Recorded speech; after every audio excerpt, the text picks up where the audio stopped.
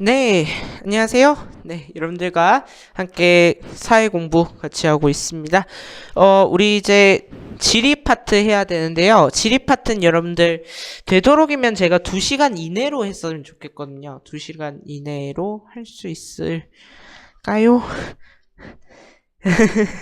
사회, 너무, 사회 A에 너무 많은 시간을 쏟았어. 자, 해봅시다. 우리 할 수 있을 거야, 충분히.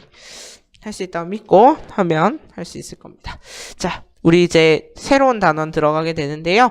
우리 지리 단원은 5단원이 되겠습니다. 5단원 미래를 바라보는 창.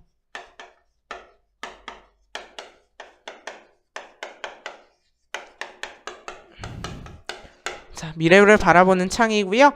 네, 그래서 그 중에 중단원 인구, 식량, 자원입니다. 우리가 한 학기 동안 미래를 바라보는 창에 대해서 공부를 했고요. 자, 그 중에서 우리가 인구, 식량, 자원에 대해서 공부를 했고 첫 번째 주제가 바로 인구입니다. 인구가 첫 번째 주제예요. 요거 하고 나면 아마 학습지 한 8페이지가 끝나 있을 거고요. 그 다음 두 번째, 세 번째 내용이 한 4페이지 정도 구성이 되어 있습니다.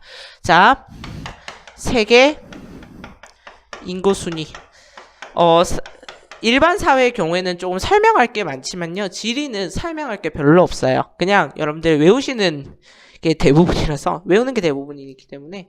그리고 여러분들 지도 많이 보셔야 돼요. 학습지에 있는 지도라든가 이런 건 반드시 보셔야 되고 교과서에 있는 참고 자료도 보셔야 됩니다. 세계 인구 순위. 첫 번째가 중국. 중국이 약 13억 명. 그 다음에 두 번째가 인도. 인도가 약 11억 10억 명 가까이 되는 것 같아요. 그 다음에 3위가 유럽연합인데요. 유럽연합은 근데 나라로 보기가 참 애매해요. 그래서 일단 적어두기는 할게요. 5억. 그냥 4번이 미국인데요. 자, 미국의 인구는 약 3억. 그 다음에 5번이 인도네시아. 자, 인도네시아의 인구는 약 2억 5천.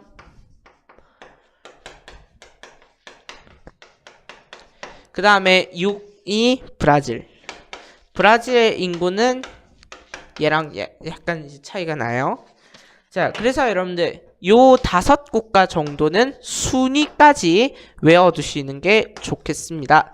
그래서 중국, 인도, 미국, 인도네시아, 브라질 요 나라 5개 외우는 거 정도는 아무것도 아니죠. 그 다음에 여러분들 28번 쓰시고요. 대한민국. 자, 요거는요 2011년도 자료라서 약간 이제 옛날 자료인데요. 4억 9천 4,900만 5억이 아직 5천만이 안 됐어요. 5억이면 안 되겠죠? 이 좁았던.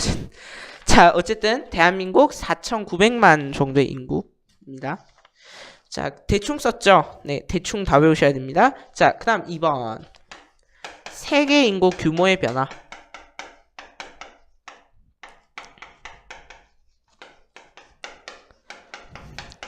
자, 세계 인구 규모는요, 세계 인구 약 한 73억 명 정도 된다고 하고 있는데요. 이미 2011년에 70억을 넘어섰어요.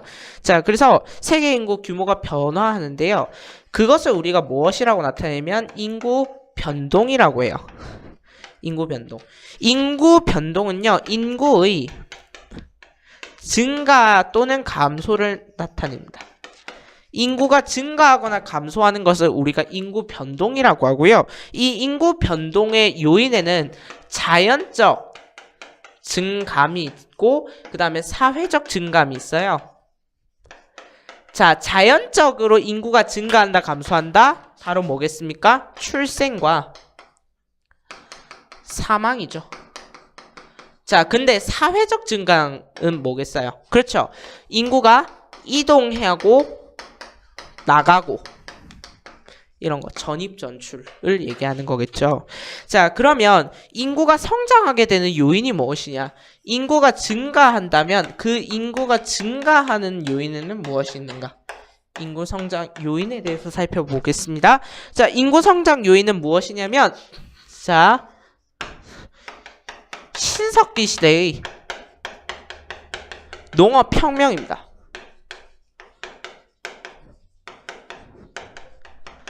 왜 농업혁명이 인구 성장의 요인으로 뽑히게 되냐면 그 이유는 인구가 식량을 드디어 자급자족, 자기가 식량을 생산해서 자기가 먹을 수 있는 시대가 열렸기 때문에, 그래서 이게 점점 발달하다 보니까 생산력이 올라가더라고.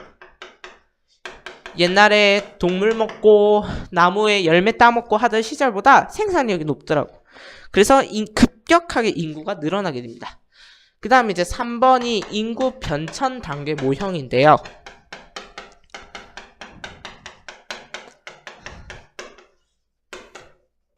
자, 요거는 조금 넓어야 됩니다. 얘들아, 좀 넓어야 돼. 1단계 좀 많이 넓어야 돼요. 자, 요까지 쓸까요? 네. 그래서 1단계가 있고 2단계가 있고요. 아, 화이트보드가 안 좋은 게 이거야. 이걸 할 수 없어. 이거 소리 들려드릴까? 이거 하고 싶은데 화이트보드는 이게 안 돼. 그래서 3단계 4단계. 자, 명칭 쓸 자리는 비워두시고요. 자, 그렇다면 한번 볼게요. 가로축에는 무엇이 들어가냐면 무슨 율이 들어갈 건데, 자, 일단 첫 번째 무엇에 대한 그래프를 먼저 그릴 거냐면 출생률에 대한 그래프를 먼저 그려볼게요. 자, 출생률, 지금 그리는 그래프는 출생률 그래프입니다. 1단계까지 높다가요, 2단계도 높다가 3단계 때 줄어들고요. 이렇게 줄어듭니다. 잘 보세요. 자, 줄어들고 그 다음에 이렇게 왔다 갔다 하는 거. 요게 출생률 그래프입니다.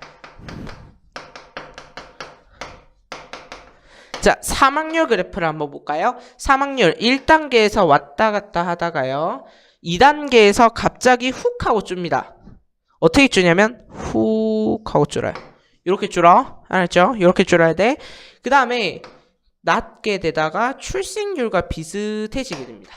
됐죠? 그 다음에 여러분, 그 다음에 요거는 사망률 그래프고요. 그 다음에 흰색으로 그리는 건요, 전체 인구수에 대한 그래프입니다. 전체 인구수는요, 이렇게 왔다 갔다 하다가 갑자기 이렇게 폭발적으로 증가해요. 그래서 폭발적으로 증가하는 게 어디까지 이어지게 되면 3단계까지 이어지게 되고요.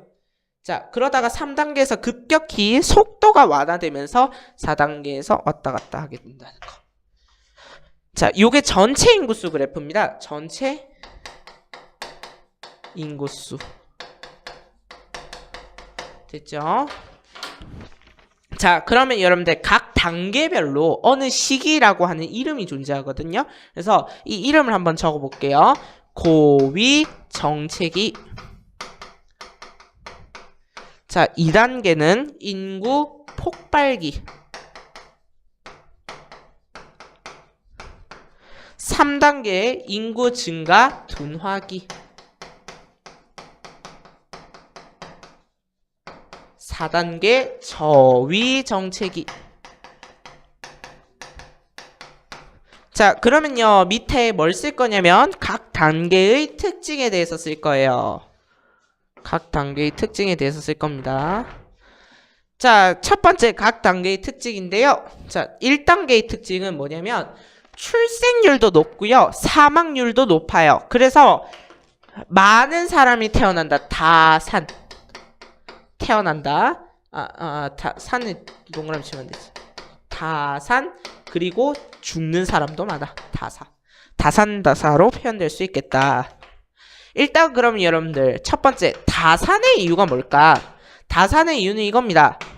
뭘 몰라서 그냥 어쩌다 보니 애가 생기는 거야. 조절이 안 돼요. 그 다음에 계획이 없어. 계획이 없는 아이가 계속 생기는 거야. 이게 다산의 이유입니다. 그 다음에 또 농사 짓기 위해서 애들을 많이 낳는 경우도 있어요. 물론. 그 다음에 다사의 이유를 한번 봅시다. 다사의 이유는요, 전쟁, 기근, 질병 이런 겁니다. 전쟁이 났어요. 굶어 죽었어요. 질병이 돌아요. 그러면 사망률도 높아지는 거죠. 우리나라의 1960년대를 생각해 보시면 이런 그래프입니다. 사망하는 사람도 많은데 그만큼 아이 낳는 사람도 많으니까 전체 인구수는 작은 상태에서 이렇게 왔다 갔다 하게 되는 거죠. 자, 그 다음 두 번째 그래프의 가장 중요한 건요. 출산율은 변하지 않았어. 근데 무엇이 변했습니까? 사망률이 줄었죠. 줄었다를 감자를 했습니다. 그러면 여러분들 다사는 여전히 저 이유가 똑같고 그러면 감사에 대한 이유를 써야 될 거 아니에요. 땡스 아닙니다. 자, 그러면 사망률이 줄어든 이유가 뭐냐? 첫 번째가 바로 뭐냐면 기술의 발달이에요. 기술. 무슨 기술? 의학 기술. 의학 기술이 발달하다 보니까 이제 사람들이 안 죽기 시작해.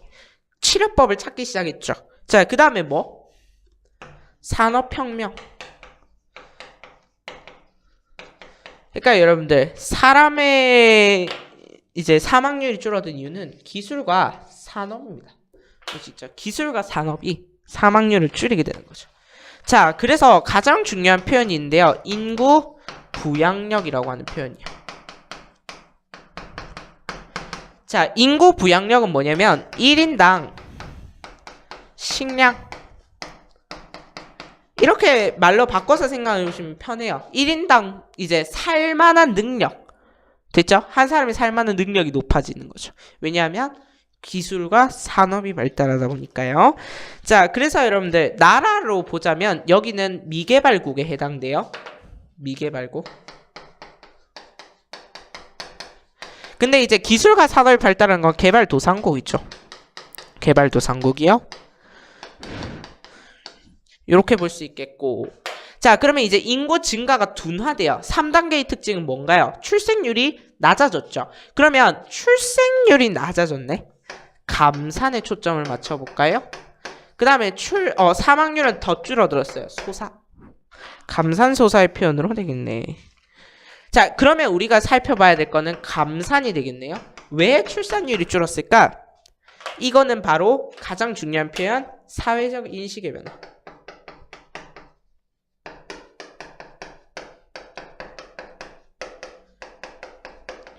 이제 아이를 많이 낳자 주의가 아니라 적게 낳고 잘 키우자 주의로 바뀌는 거죠. 교육 수준을 높이는 거죠. 그래서 여러분들 피임법이 보급되고요. 그 다음에 노란색 써서 미안. 피임법이 보급되고 그리고 여성의 사회 진출이 확대됩니다. 여성의 사회 진출. 여성이 이제 대기업 임원도 하기 시작하면서 여성이 이제 직장을 다니는 경우가 더 많아지는 거죠.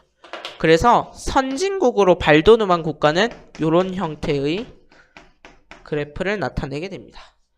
우리나라도 지금 요 그래프이고요. 이제 점점 여기로 다 다가갔죠. 이제 지금 우리나라는 지금은 4단계에 해당한다고 보시면 돼요. 출산율도 낮고 사망률도 낮은. 그래서 소사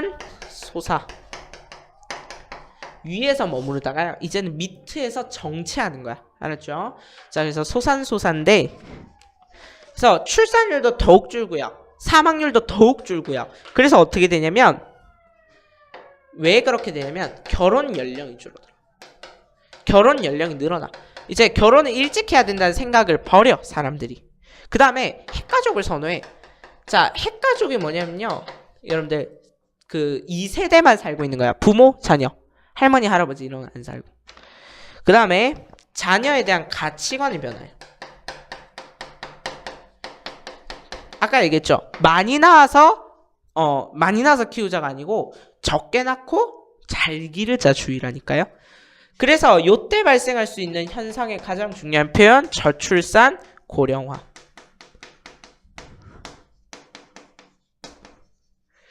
그러면 이제 요거는 개발이 거의 끝난 일부 선진국에서 나타나는 거죠. 근데 우리나라는 이미 고령화 사회로 접어들었고요. 아마 내년이나 내후년쯤 되면 이제 우리나라는 고령 사회, 전체 인구수의 14% 이상이 노인인 사회로 발돋움할 예정입니다. 자, 요 그래프 되게 중요해요. 별표 3개 정도. 요 그래프 중요합니다. 그래서 여러분들 요 그래프를 그리고 얘네들의 큰 특징을 이렇게 설명할 수 있어야 돼요. 아시겠죠? 네, 이 정도까지는 하셔야 된다는 거. 그러면 좀 지워볼까요? 네. 3번까지 했죠? 4번으로 가야 되네요.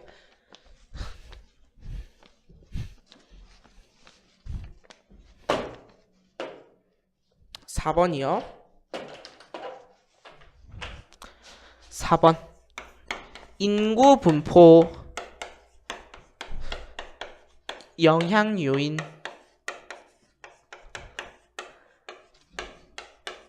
인구 분포에 영향을 미친 요인입니다. 자, 첫 번째가 뭐냐면 이거를 우리가 두 가지로 나누어서 설명하게 되는데요. 첫 번째가 자연적인 요인이고요. 두 번째가 사회 문화적인 요인이에요.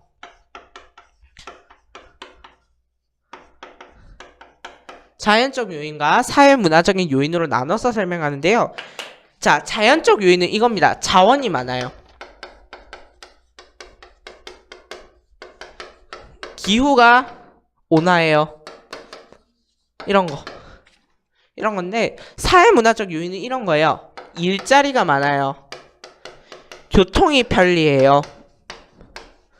문화시설도 많아요. 이런 거. 이런 게 이제 사회 문화적인 요인이 되죠. 됐나요? 자, 그래서 오늘날에는 뭐가 더 중요할까? 중요한 거 자연적 요인보다는 사회 문화적 요인이 더 커요. 여기서 중요한 건 뭐라고요? 요인의 영향은 사회 문화적 영향이 더 커요. 됐죠? 요즘은 이제 자원이 많다고 기후가 온화하다고 잘 가지는 않죠. 자, 그렇다면 이제 인구 분포에 대해서 보겠습니다. 세계 인구 분포. 그러면 요인에 대해서 알아봤으니까 실제 인구는 어떻게 분포하느냐? 그 양상에 대해서 알아보겠습니다. 인구 분포의 양상. 첫 번째, 인구 밀집.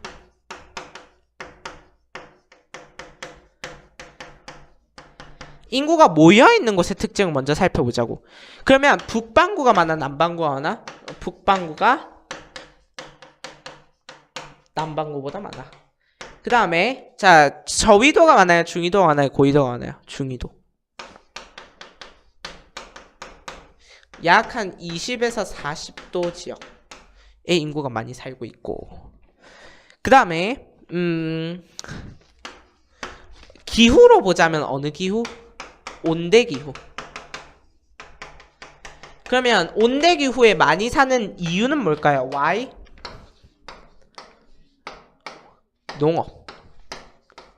농업 때문이다, 여러분. 인구는 식량과 떨어져서는 살 수 없죠. 그래서 농업에 유리한 지역에 살 수밖에 없습니다. 그게 온대기후 지역이죠. 그 다음에 여러분, 대륙으로 보자면 어느 대륙? 네, 아시아 대륙.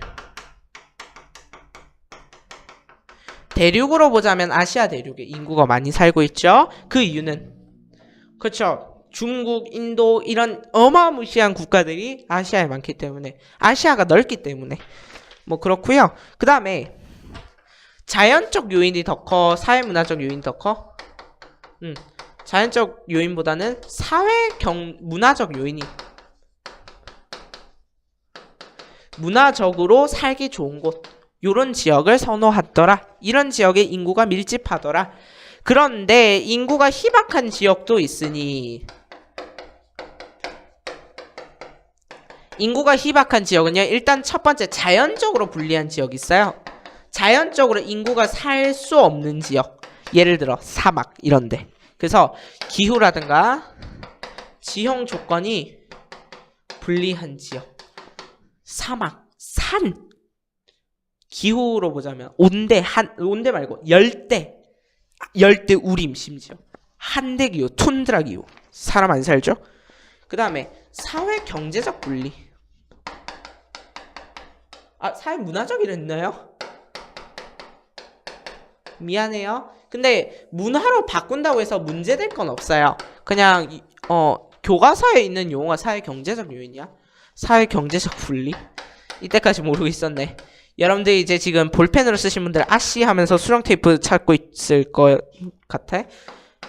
예를 들어 교통이 불리해요. 교통이 불편해요. 일자리가 없어요. 그 다음에 문화가 덜 발달돼 있어요. 그리고 하나 더 있습니다. 전쟁.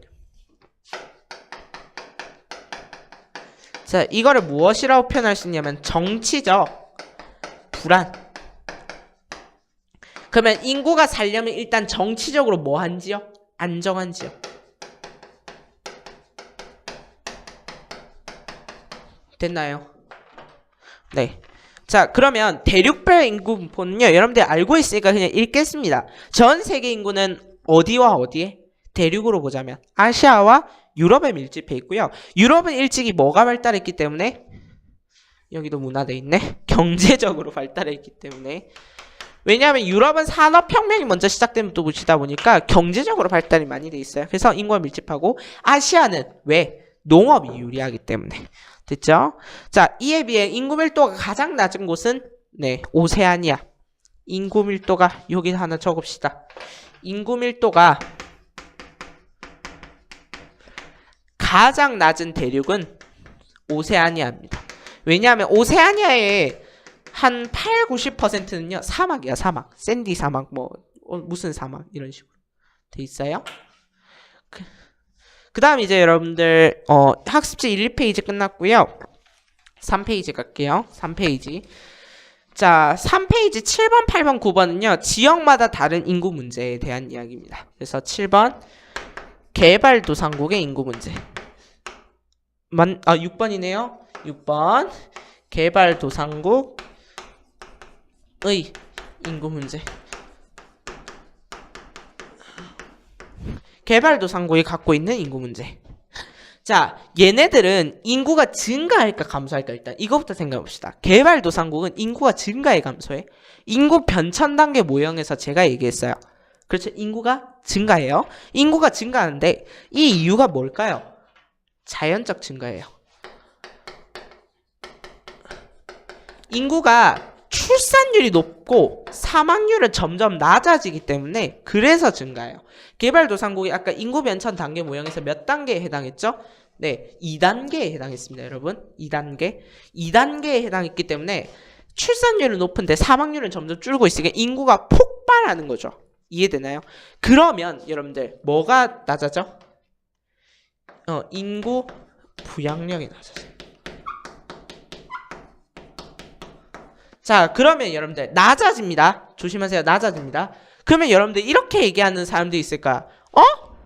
분명히 인구 부양률 높다 했는데 그럼 왜 그러냐면 기술과 산업이 발달했을 때 인구 부양률이 높아지는 건데요.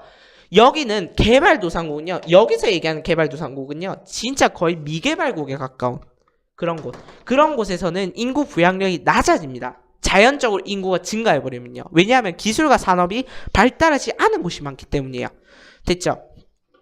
그래서 식량이 부족하고요. 식량이 부족하고 빈곤, 기아.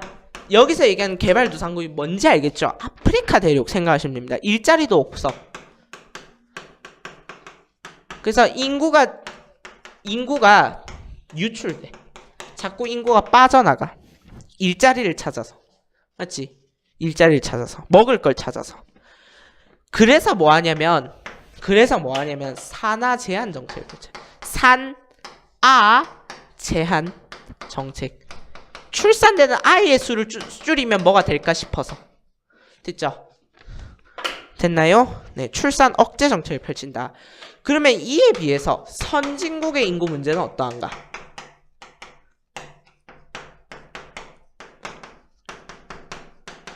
자, 선진국의 인구 문제는요. 오히려 합계 출산율의 감소에 있습니다.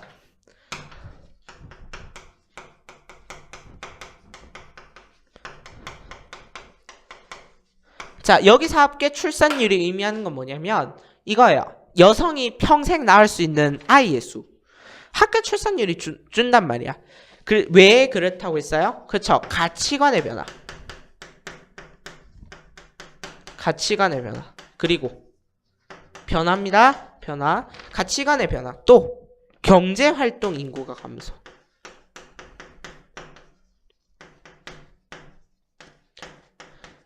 왜 경제활동 인구가 감소해요? 고령화. 출산율이 낮아진다의 다른 의미는 전체 인구의 수가 많아진다는 뜻이. 그래서 경제활동 인구가 줄어들게 된다. 그 다음에 두 번째, 고령화가 되는 이유는 평균 수명의 영장.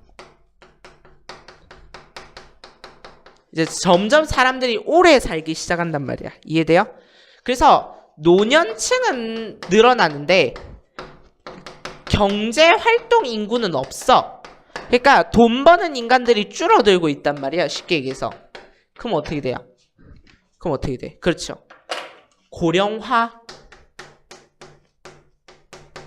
현상이 점점 심해질 거고요. 그 다음에 복지정책 문제. 복지정책을 펴고 싶은데 나라에 재정이 없는 거야.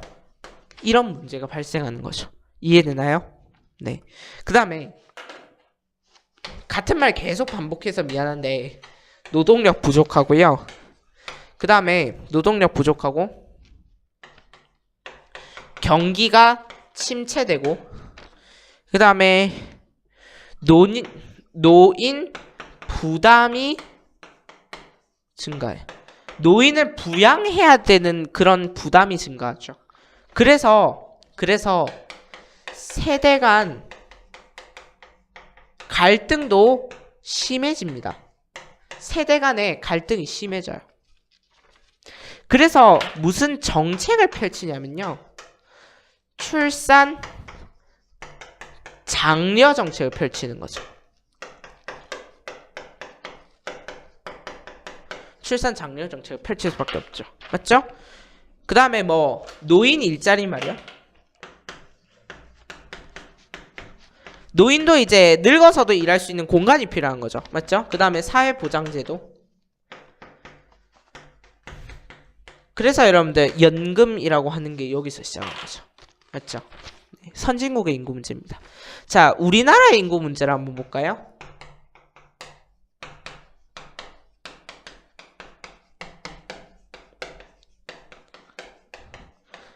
이 칠판이 힘을 빼고 적어야 되는데 자꾸 힘을 주게 돼요. 왜 그럴까요? 학교 칠판에 익숙해져서 그래. 자, 첫 번째 우리나라 인구 문제는요. 저출산, 고령화. 아직은 고령화야. 저출산 고령화 문제. 그 다음에 2000년 고령화 사회로 진입.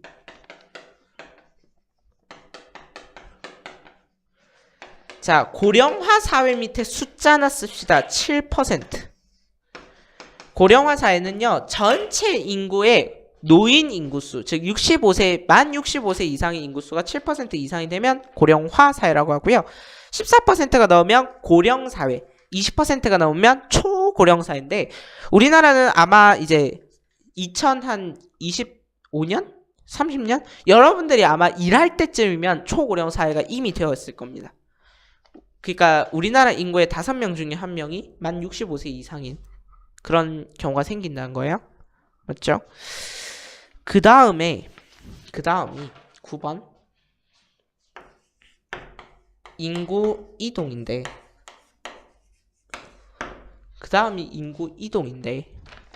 일단 인구 이동의 요인을 분류해 볼게요.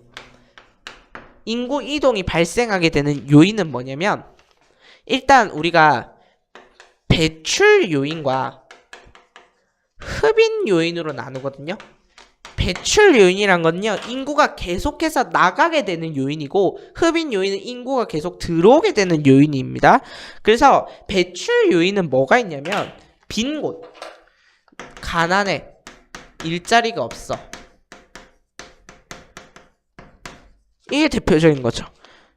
뭐 전쟁 이런 거. 이러면 인구가 나갈 수밖에 없죠. 유럽에 난민이 많이 발생하는 이유가 뭐죠? 전쟁 때문이죠. 맞죠? 중동에 전쟁이 일어나고 있잖아. 그러면 흡인 요인은 다 반대로 뒤집으면 됩니다. 일자리가 많고요. 식량도 많고요. 정치 안정돼 있고요. 그러면 인구가 들어오게 되는 거죠. 맞죠? 자, 그 다음에 인구 이동의 유형을 나눠보자면 인구 이동의 이유에 따라서 유형을 나누게 되는데요. 첫 번째가 경제적 이동. 일자리를 찾아서 이동하는 거죠. 그 다음에 두 번째가 정치적 이동. 여기에 뭐가 들어가 있어요? 그렇죠. 전쟁 때문에 이동한 난민은 정치적 이동이 되는 거야. 알았지? 그 다음에 종교, 문화적 이동. 그 나라는 자꾸 크리스트교를 믿으라고 하는데 나는 불교야. 이러면 이동할 수 있는 거죠. 그렇죠? 그 다음에 문화시설을 찾아서 이동한 걸 수도 있고, 그 다음 환경적 이동. 아, 여기 휴양지 좋던데 하면서 이동하는 건 환경적 이동이 되는 거죠. 그 다음에 여러분들 CF 기간에 따라서 영구적 이동하고 또는 장기적 이동이라고도 하고요. 그 다음에 일시적 이동 이란 표현을 쓰기도 합니다. 됐죠? 뭐 이렇게 분류할 수 있다는 거. 그 다음에 여러분들 4페이지 지도 세계는 외우세요. 4페이지 지도 세계는 외우고, 자, 사례에 대해서 적겠습니다. 3번 사례. 1번이 뭐냐면 아프리카예요. 아프가니스탄 아니다. 아프리카에서 유럽으로 이동해요. 그러면 이거는 무엇을 위한 이동일까? 그렇지, 경제적. 일자리를 찾기 위한 이동입니다. 식량을 찾기 위한 이동이 되는 거죠. 그 다음에 여러분들 또 있잖아. 자발적 이동도 있고요. 강제적 이동도 있어요. 강제적 이동은 뭐겠어요? 아프리카 흑인 노예 이주 이런 거 강제적 이동이겠지. 그 다음에 종교 문화적 이동도 가끔 강제적 이동도 있습니다. 이슬람교에서 크리스토교를 믿으면 강제로 이동할 수밖에 없죠. 그 다음에 여러분들 남미 or 멕시코. 남미나 멕시코에서 미국 쪽으로 사람이 유입돼. 이건 뭐겠어요? 이것도 경제적 이동이에요. 뭘 찾으러? 일자리 찾으러 온 거야. 그 다음에 북유럽에서 지중해 근처에 있는 나라를 와. 이거는 무슨 이동이냐면 환경적 이동. 왜냐하면 프랑스 이런 데는요 정말 기후가 좋아요. 정말 따뜻하고요. 습하지도 않고 여름에. 그래서 휴가철 이동이라고 보시면 되겠습니다. 휴가철에 이런 이동이 나타날 수 있다. 그러면 영구적 이동이겠어? 일시적 이동이겠어? 일시적 이동이 되겠지? 돼요? 네, 그래서 여러분들 연습 문제 연습 문제 그냥 볼까요? 강제적 인구 이동의 사례를 찾아보려고 하는데요. 강제적 이동은 이런 겁니다. 소말리아에 있는 내전을 피해서 난민촌으로 온다. 이건 강제적 이동에 해당하고요. 그 다음에 3번 아프리카 흑인 노예의 강제 이동. 이것도 강제적 이동에 해당하고요. 그 다음에 영국은 종교를 박해했다라고 했잖아요. 이런 것도 강제적 이동에 해당해요. 그래서 2, 3, 4번이 강제적 이동에 해당한다라는 거. 됐죠? 자, 그렇다면 여러분들 4페이지까지 끝났고요. 그러면 이제 우리 5페이지 들어가겠습니다. 5페이지. 자, 우리 이제 인구에 대한 이야기는 여기서 끝인 거야. 그러면 이제 우리 뭐 배우겠어요? 인구, 식량, 자원. 그래서 두 번째 얘기는 식량에 대한 이야기. 자, 여러분들 식량은 자원이다. OX. 식량도 자원이 될 수 있다. OX. O. 그래서 우리가 무슨 표현을 쓰냐면 식량 자원이라는 표현을 써요. 그래서 여러분들 세계지리의 한 수능 특강의 한 단원이 식량 자원에 대한 내용입니다. 그래서 그 수능 특강에 대한 내용도 조금 알아두셨으면 해서요. 자, 그래서 우리가 식량 자원, 곡물 자원이라는 이야기를 하거든요. 그래서 새로운 주제고요. 식량에 대한 이야기입니다. 식량 자원이라는 표현을 쓸게요. 자, 1번. 세계 3대 곡물 자원.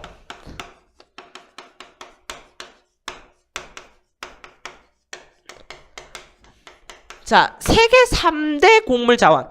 사람들이 이걸 많이 먹는다는 뜻이야. 뭐니? 쌀, 밀, 옥수수.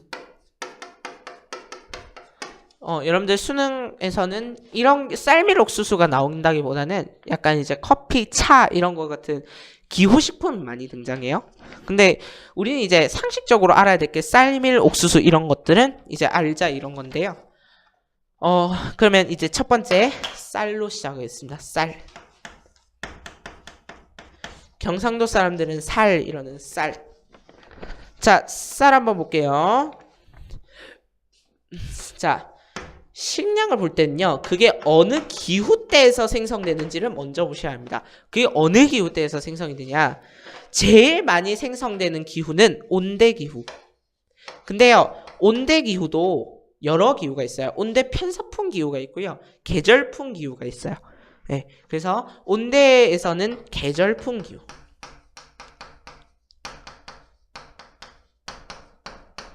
우리나라는 계절풍이 아니라 편서풍이죠. 항상 서쪽으로 치우쳐서 바람이 부는데, 계절풍이라고 하는 건요, 계절에 따라 바람이 바뀌어요.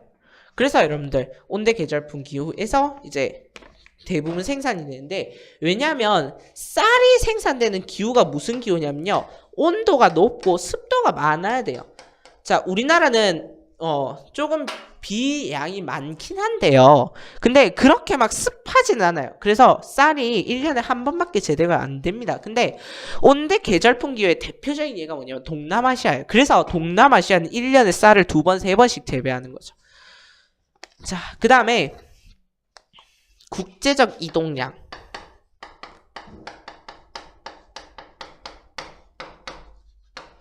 자, 국제적으로 이동한 양이 많을까요? 적을까요? 뭔 말이지? 자, 국제적 이동량은 적습니다. 그 이유가 뭐냐면 생산지가 소비지이기 때문이에요.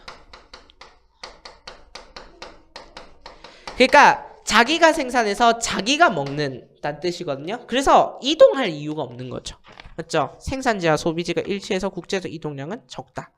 그 다음에 인구 부양력이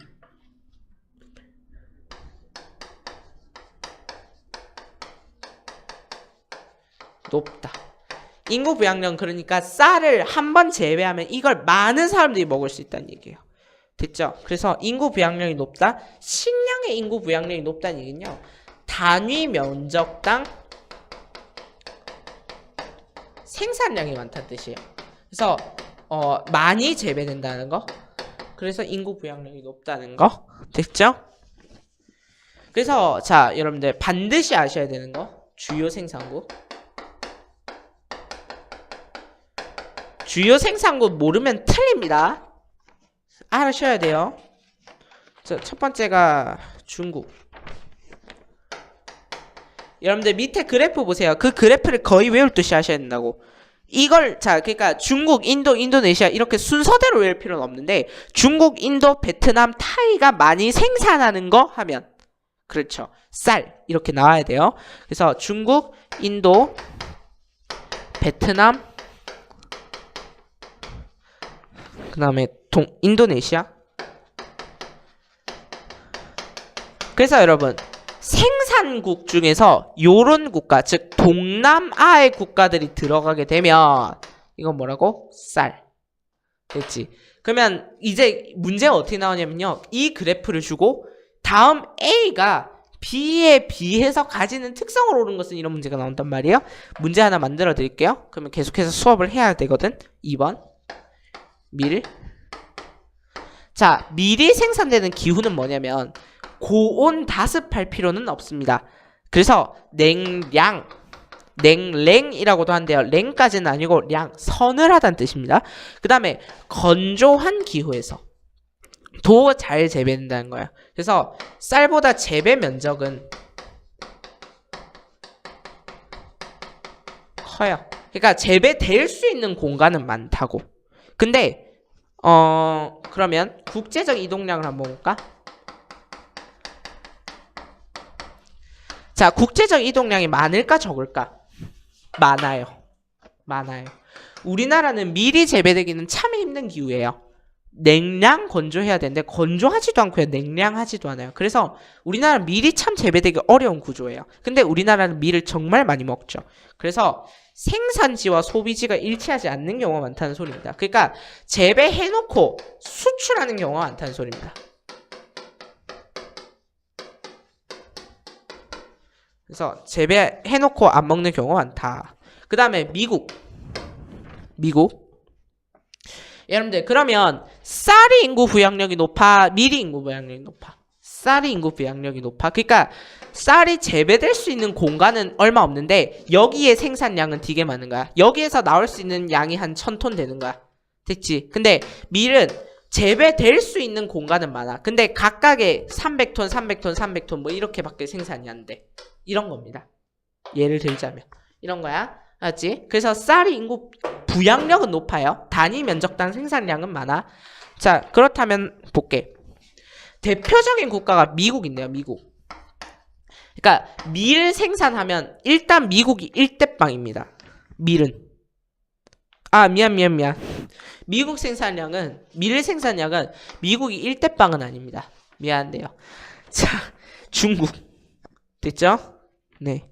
중국이 1대빵, 2대빵은 인도, 근데 3대빵이 미국. 그러면 미국이 어떻게 해서 밀을 많이 생산할 수 있느냐? 그 이유는 그렇죠. 대량 기계화. 대량 생산 기계화 농업. 요게 대표적인 이유입니다. 아시겠죠? 그래서 기계화된 방식으로 우리가 이제 상업적 대량 생산을 하기 때문에 상업적 생산. 자기가 먹으려고 생산한 게 아니기 때문에 그래서 단가가 낮아요. 단가가 저렴해요. 그래서 미국이 단가가 저렴하죠. 그래서 대표적인 생산국이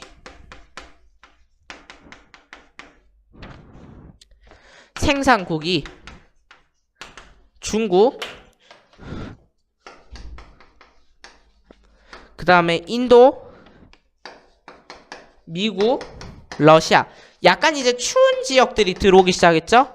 맞죠? 추운 지역들이 들어오기 시작했는데, 자, 요것보다는요, 여러분들, 밀은 생산보다 수출이 더 중요해요. 수출국이 더 중요하다 했습니다. 자, 수출국 1대빵은 누구? 미국. 요걸 아셔야 된다고. 미국이 수출을 많이 하는 이유. 대량 기계화 상업적 노력. 됐죠? 네, 그래서 최대 생산, 최대 수출. 그 다음에 캐나다, 프랑스. 그냥 뭔가 수출인데 1위 하면 미국이에요. 아, 수출인데 1위가 미국이다 하면 밀이에요. 이렇게 판단하셔야 돼. 알았지? 그 다음에 3번. 3번이 뭐냐면 옥수수. 콜. 맞죠?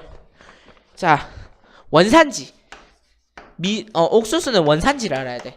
원산지가 어디에 있냐면 안데스였어. 안데스. 고산지대에서 들어본 적 있을걸? 안데스 산지가 원산지였어. 그런데 수요와 가격이 상승해.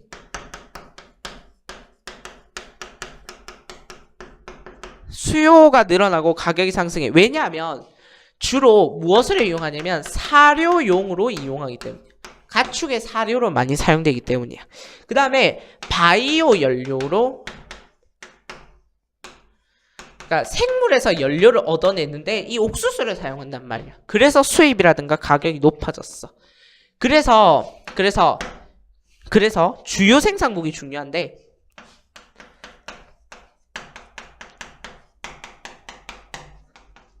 미국입니다. 미국은요 최대 생산 37.4%예요. 세계 생산량이. 그리고 수출량도 53%. 그래서 미국에 반드시 아셔야 되는 거, 옥수수는 최대 생산, 최대 수출. 됐죠? 미국이 생산과 수출을 동시에 1위 합니다 하면 옥수수라고. 이해되죠? 그 다음에 이제 중국은 여러분들 안 빠지는 나라가 아니에요. 빠지는 나라가 아니야. 알겠지? 근데 수출국에서 중국을 발견하기 힘든 이유는, 그렇죠, 인구가 너무 많아서 자기가 다 먹는 거야. 알았지? 생산은 많이 하는데 자기가 다 먹어. 그 다음에 여러분들 브라질. 브라질 처음 본다 맞지? 옥수수에서 처음 본 거다 얘들아. 이 정도 됐죠? 수출국에도 브라질이 있습니다. 브라질도 이제 수출도 많이 한다. 이 정도 알고 계셔야 되고요. 그 다음에 여러분들 쌀의 이동 경로, 밀의 이동 경로 더 아셔야 됩니다. 쌀의 이동 경로는요, 동남아에서 아프리카로 가는 거. 그 다음에 미국에서도 갈 수는 있어. 근데 동남아에서 생산량이 더 많기 때문에 동남아의 선이 더 굵어요. 근데 밀의 생산과 이동을 보면 주로 어디에서? 그렇죠. 주로 남아메리카에서. 그 다음에 어느 쪽으로 가요? 동남아시아 쪽으로 가는 거 보이니? 그리고 오세아니아도 밀을 가장 많이 생산합니다. 그래서 오세아니아 지역에서 나가는 거. 이것도 밀의 생산과 이동이 되는 거죠. 됐죠? 그래서 생산과 이동도 알아야겠지만 물론 그럼 쌀, 밀, 옥수수의 특징도 알아야 되는 거예요. 그러면 문제가 어떻게 등장하는지 한번 보여줄게. 문제가 어떻게 등장하냐면 다음은 A의 생산량을 국가별로 나타낸 그래프이다. A의 생산 그리고 B의 수출. A, B, C는 쌀, 밀, 옥수수 중에 하나이다. 이렇게 주고요. 그 다음에 A의 생산은 1위에 뭘 주냐면 미국. A의 생산은 1위에 미국, 그 다음에 중국, 브라질. 이렇게 쓰면 안 되겠다. A의 생산은 중국, 인도, 미국. 이런 식으로. 그 다음에 B의 수출량. 미안해요. 자, A의 생산량. 1위가 중국, 2위가 인도, 그 다음에 베트남, 인도네시아.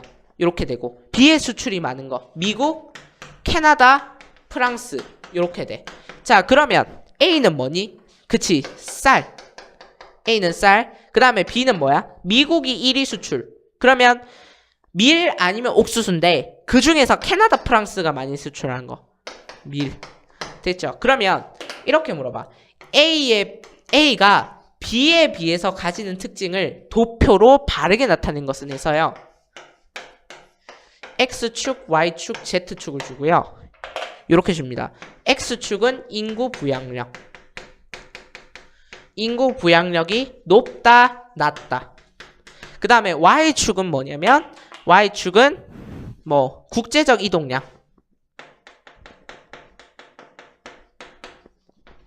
이동량이 낮다, 높다. 그 다음에 Z축은 뭘 주냐면 기후. 기후가 온대 계절풍. 그 다음에 밑에 냉량 건조.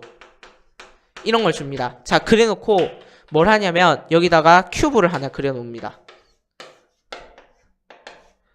그럼 이제 멘탈이 붕괴된다니까 이렇게 되면. 그러면 봐봐, 정신 차리고 있잖아요. 하나하나 찾으면 돼요. 이 문제는 인구 부양력이 A는 쌀은 밀보다 높아, 낮아? 인구 부양력은 높지. 그러면 여기를 골라야 되는 거야. 답을 고르더라도 여기에서 골라야 되는 거야. 여기랑 여기는 답이 안 되는 거야. 알았지? 자, 그럼 봐봐요. Y축은 뭐야? 인구 부양력. 국제적 이동량. 국제적 이동량은 쌀이 많아, 밀이 많아? 그렇지. 밀이 많죠, 밀. 그러면 인구 말이 꼬이네. 국제적 이동량은 얘가 적은 거야. 맞지? 그러면 여기는 높으면서 여기는 낮은 지점. 뭘까요? 여기죠. 여기에요. 알았죠? 왜 여기냐면 여기는 미안. 여기다. 여기. 자, 정신 차려야 돼. 나도 헷갈리죠? 봐봐. X축은 높아. 근데 Y축은 낮으니까 요 지점이 되는 거지. 그러면 요 지점과 요 지점을 동시에 만족시키는 거 여기죠. 자, 그러면 이제 Z축이 높냐 낮냐를 따지면 되는데 Z축은 온대 계절풍에서 많이 생산되냐, 냉량 건조에서 많이 생산되냐? 온대 계절풍에서 많이 생산되죠? 그럼 높아야겠네. 이런 식으로 찾는 문제 나와요. 나올 수 있어요. 그러면 찾으셔야 돼요. 됐죠? 혹시나 적으셨다면 미안해요. 자, 요런 문제가 나올 수 있다고. 알았지? 수능이 그렇게 내요. 수능이. 그러면 옥수수까지 다 했다? 그러면 식량은 얼마 내용이 없어. 뭐냐면 식량 부족 문제만 다루면 돼요.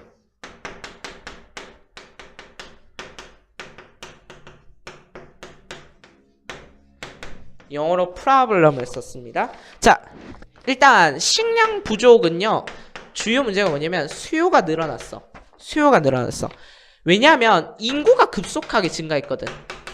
인구가 급속하게 증가되고, 그 다음에 사료라든가 바이오 연료 이런 걸로 이제 식량을 이용하기 시작했거든. 그래서 수요가 늘어났어. 근데 생산은 공급은 오히려 줄었다. 그 이유가 뭐냐면 여러 가지 요인이 있는데 에너지 소비량이 늘어나고 생산 비용이 늘어나. 그러니까 쌀 한 번 재배하는데 어마어마한 비용이 들기 시작하는 거야. 그 다음에 농경지가 점점 황폐화되고 있어. 질적으로 저하되고 있어. 그리고 물도 부족해. 그래서 식량을 생산하는데 쓸 물이 잘 없어. 그리고 바이오 연료가 같은 말 반복해서 미안한데요. 같은 말 반복할 수밖에 없어. 많이 늘어났어. 그래서 생산량이 줄어. 공급량이 줄어. 그 다음에 환경오염도 있어.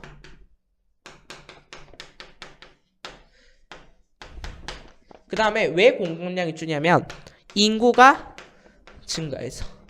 같은 말 됐지? 같은 말 계속 반복하고 있는 거야. 그 다음에 세 번째. 아니 그러면 음식을 남기면 안 되거든?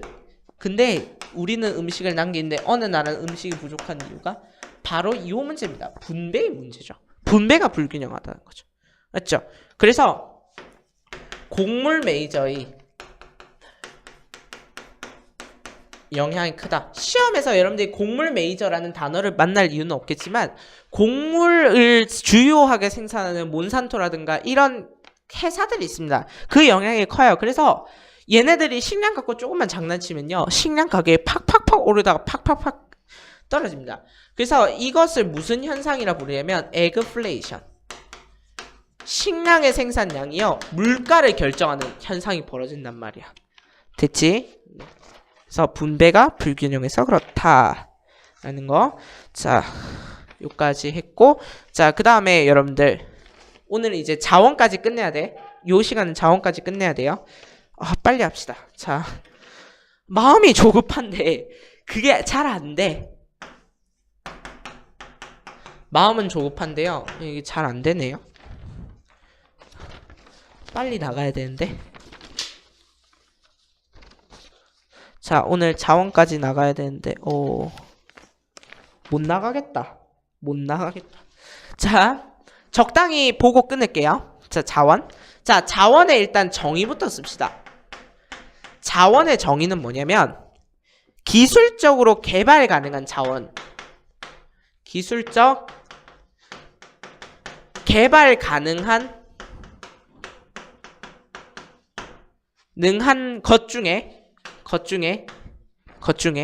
경제성이 있는다.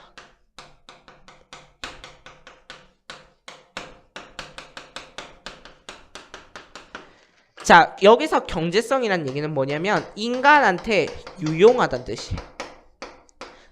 그래서 기술적으로 개발 가능한 것 중에 인간한테 유용한 걸 우리는 자원이라고 정의합니다. 그러면 그 자원의 종류에는요. 재생자원이 있고요. 고갈자원이 있어. 재생자원은 뭐냐면 다시 쓸 수 있다는 거야. 그냥 여러분들 이 말은 알죠? 그러니까 계속 쓸게요. 그 다음에 고갈자원 또는 비재생자원이라고 쓸게요. 뭐냐면 사용량이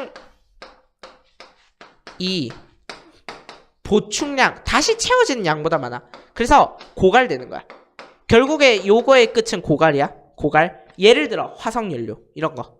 됐지? 자, 그 다음에 특성. 자원은 어떤 특성을 갖고 있느냐? 첫 번째 자, 저는 요 용어를 강조하는데 선생님께서는 아니신 것 같더라고. 편제성. 나는 요 용어를 강조해요. 왜냐하면 일부 지역에 집중돼서 분포해요. 일부 지역에 집중. 치우쳐서 존재. 편제, 치우쳐서 존재한다는 뜻이야. 그래서 불균형하게 존재해요. 자원이 모든 석유가 다 세계에 곳곳에 분포되어 있다면 석유를 가지고 싸울 일은 없었을까. 근데 이게 중동 지역에만 있으니까 이제 석유가 싸움이 일어나는 원인이 되는 거죠. 그 다음에 두 번째 가변성. 가변성은 뭐냐면 가치가 변화할 수 있다는 얘기야. 그러니까 우리는 지금은 석유를 이제 주요한 연료를 사용하고 있었지만 옛날엔 석탄이었죠. 왜냐하면 산업혁명기에는 석탄을 가지고 이제 증기기관을 돌렸기 때문에. 근데 지금은 석탄이 그렇게 많이 취급되고 있지는 않죠. 석유보다는. 왜냐하면 기술 발달이 되었기 때문이죠. 그 다음에 세 번째 유한성. 유한성은 무슨 뜻이야? 양이 한정돼 있다. 그래서 언젠간 쓰면 고갈돼 있다. 자원의 특성 됐습니까? 네. 자원의 특성까지 했고요. 칠판 지금 세 번째 쓰고 있습니다. 빨리 하면 자원 반까지는 할 수 있겠지. 자, 갑시다. 광물 자원에 대한 이야기. 두 번째.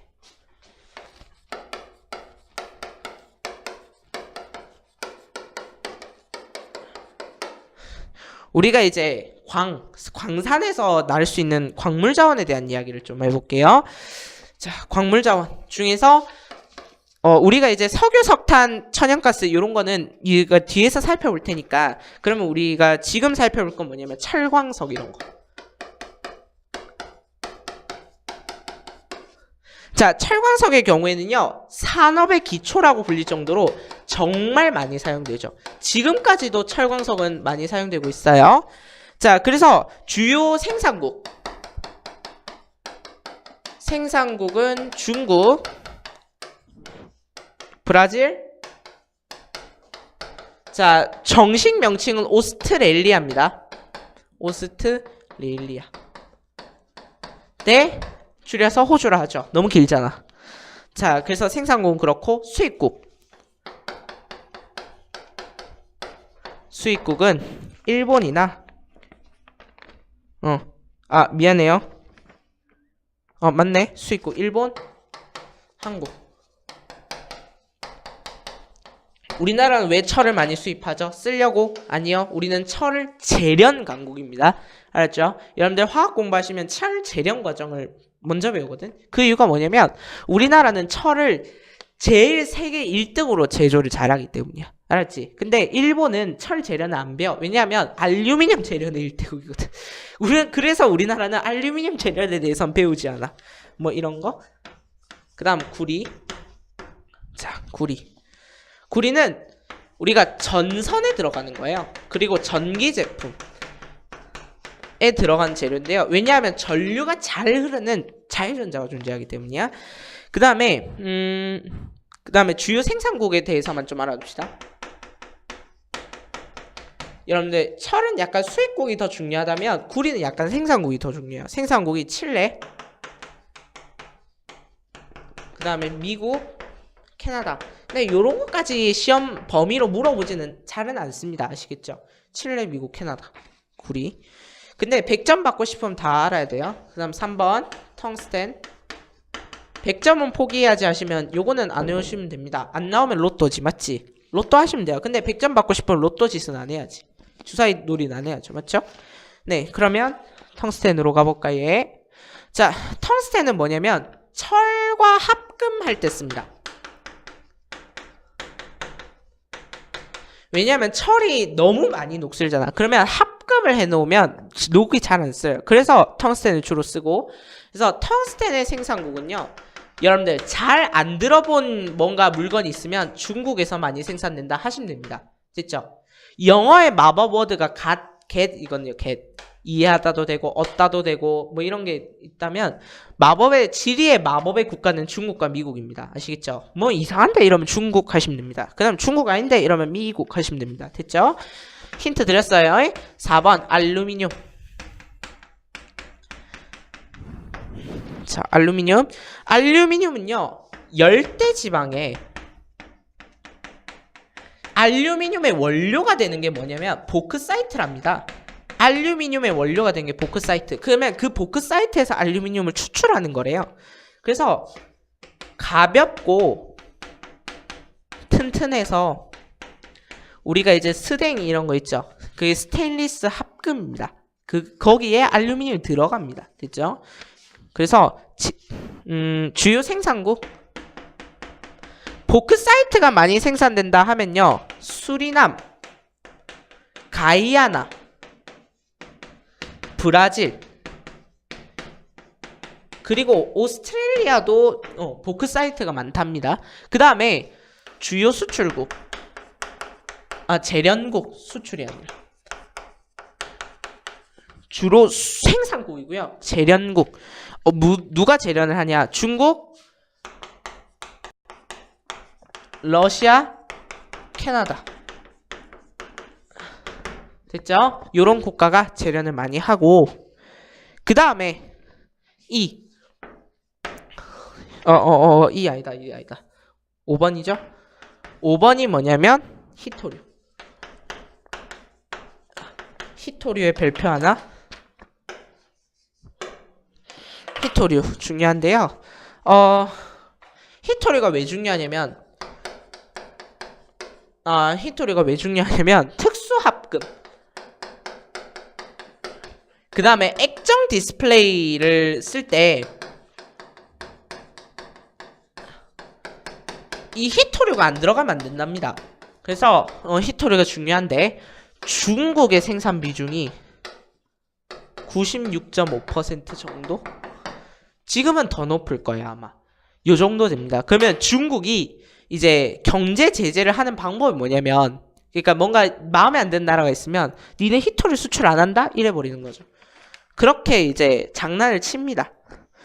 그 다음에 여러분들 그래서 여러분들 히토류 매장량 지도를 주고 중국에 빠바바바방 점이 찍혀 있으면 중국 찾으셔야 돼요. 알았죠? 히토류 찾아야 돼. 매장량 지도 보고 찾을 수 있어야 돼. 중국에 내가 별표 하나를 쳤어. 알았지? 히토류가 문제로 많이 나와요. 요런 것들은 문제에서 거의 안 나와. 이런 외워서 뭐하게. 나오면 1순위가 히토류, 그 다음에 철, 그 다음 구리, 이런 식으로 나오고 나머지는 잘 안 나와요. 자, 난 이까지 힌트를 줬습니다. 자, 그러면요, 우리 7페이지까지 했고요.